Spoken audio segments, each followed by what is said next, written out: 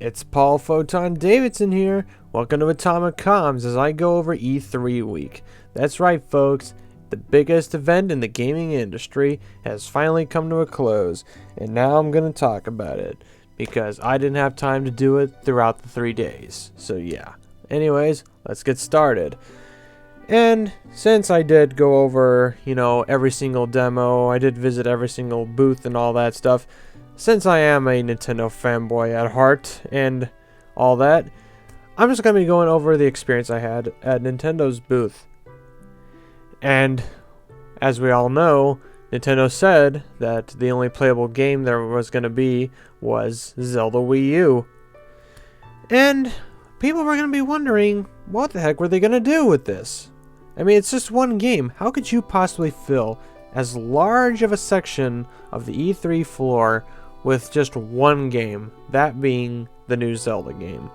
Well, they certainly went beyond and above what we were expecting, folks, because holy crud, their booth looked amazing. It was a Tuesday, day one of E3 2016. The doors were finally open to the press and all those invited to E3, and what did we see when we were able to walk in there and we saw Nintendo's glorious display? It had an entire closed-off area, and within that area had many dozens, multiple demos just waiting out there to be played.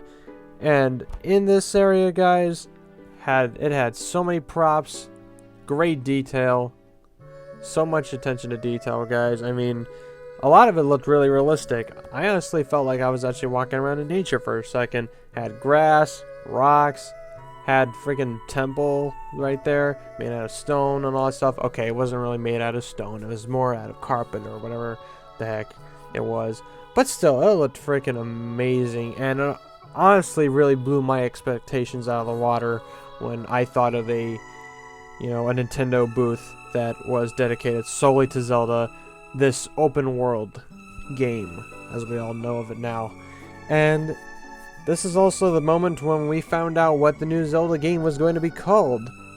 The new Zelda game for Wii U and NX at this point is called Breath of the Wild, which is a really strange name to me, to be honest. I mean, I'm usually used to the Zelda games being named after stuff like, characters or items, like Ocarina of Time, Majora's Mask, The Wind Waker, Twilight Princess, all that stuff. This time around, they went with a bit more of an obscure or a bit more of an exotic name for it, which really impressed me, since it's quite fitting, actually, to the theme of the game, actually, when you really think about it.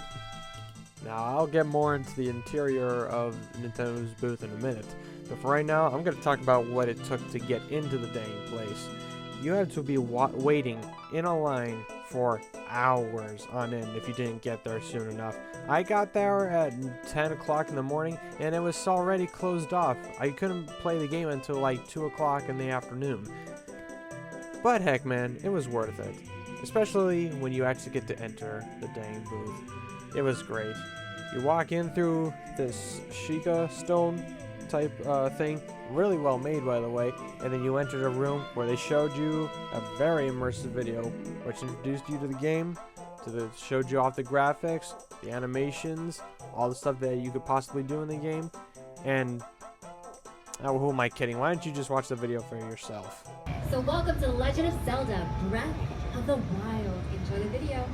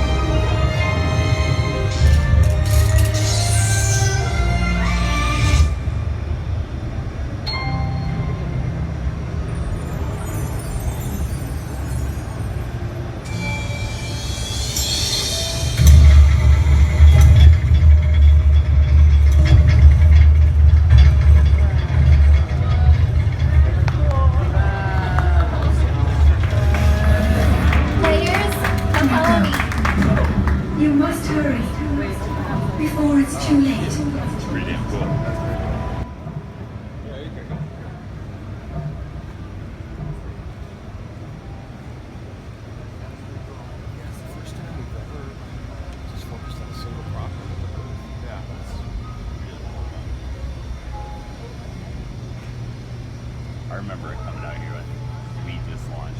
That was just like flying around the water. Oh, I remember that. Yeah. Yeah, that was just really freaking awesome for me. And yeah, man, and that was just the beginning. When I was walking in there for the first time, I was just blown away. They had amazing looking artwork that resembled the spread out landscapes of Hyrule.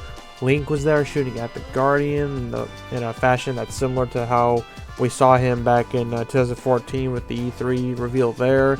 You know, there were different enemies, food, there's the temple I mentioned earlier. They really pulled off a lot of cool stuff here, and I kept saying, if they're gonna, you know, make a booth dedicated solely to this open world Zelda game, they better be doing some holodeck Star Trek type crud right here.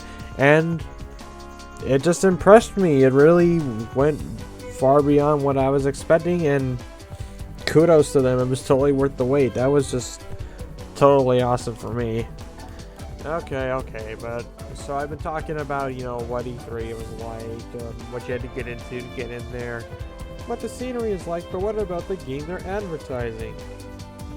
Well, this game has been getting hyped up for years. Like I said, it got revealed first time back in 2014. You know, we keep hearing all this stuff about how it's open world, it's a new take on this franchise, you know. Is that Link that we're seeing a female? Is there gonna be voice acting in it? How the heck is an open world Zelda gonna work? Well, now of course we found out, and we've been learning a lot about this game over the past few days thanks to the Treehouse event. But of course, this is my video, so we're gonna be talking about how I experienced the game, what I thought about it, you know, how I played it, and trust me, it's gonna be a lot of fun. I'm gonna make sure to go into great detail about just how much polish there is to this game and how much it was worth to wait those 3 hours, those 3+ hours in the line. I got to play it twice, by the way, so you know, that was totally worth it even more. Yeah, day 2 was basically just dedicated to me trying my damnedest and just enjoying the time I had just waiting to play Breath of the Wild. This was, you know, I don't know, it tried my patience. I keep saying this over and over again, but it was worth the wait.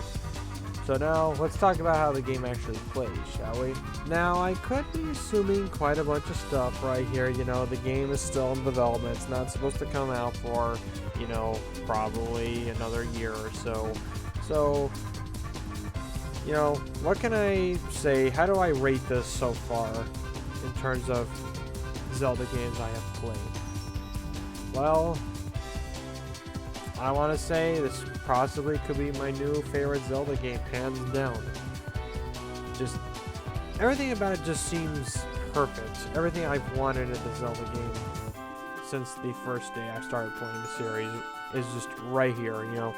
HD graphics, open world, all that, just it was just so grand. And the demo itself was pretty expansive too. It's a shame we only had 35 minutes to play through it. Yeah, we had a whole 35 minutes, and it still felt like we were missing out on so much. And part of the demo was playing through the beginning of the story mode, and the story itself has already garnered a bunch of my interest right now. There is just so much mystery, so much intrigue to it, and also another thing that I really wanted in a Zelda game was voice acting. And there's voice acting in this game. In my Zelda? My god. What has the world come to? And the voice acting, from what I heard of the one voice, which I'm assuming is being done by, you know, or is the voice actor, the voice is coming from Zelda, I should say. The voice is done really well, and you can definitely tell that, you know, she's in distress and all that stuff, as you see in the story mode, which you know, I'm not going to be able to post any like story mode footage here, but you know, I'm sure if you look around YouTube, you might be able to find something. But it sounded really good, so that's cool on their part. And yeah, the graphics are just gorgeous. It's just great, and this is on the Wii U, guys. Okay, I am really excited to see what this game could look like on the NX, because you got to remember, this game is coming out on the NX, and that's supposed to have way better graphics and more horsepower than the Wii U does. So it's just gonna look even better. I cannot wait for that. Now, why do I hold it to such a high level as of right now, despite the game not even being released yet? Well, gameplay-wise, it feels like a pretty smooth combination between the likes of Skyward Sword and the Wind Waker. You can speed up and have a stamina meter similar to how you could in Skyward Sword, and the fact that you're using the gamepad rather than a nunchuck and a Wiimote definitely makes a difference too. So you're using an actual controller for this. The motion control is still there, but it's a lot easier to use than a motion control plus type dealie, which automatically makes the control less wonky, so it's way easier to play, I should say. Oh, and you can jump also in this game, which is amazing. That's two things I would never expect to see in a Zelda game. Voice acting and jumping whenever you want. Yeah, but it's not just an automatic jump when you get near to a ledge. Link can jump whenever you want if you press the X button, I believe. So that is already pretty interesting to me, and that's how you activate his climb, in which you can pretty much climb whatever, so you can just explore this world as you will. So, you know, that I'm just anticipating to see what the heck I can do in this world. And speaking of that, the world itself, the size of it, I should say, pretty massive. And you know, I know there are other games out there which have really huge worlds and all that stuff. You know, you got Skyrim, you got Fallout.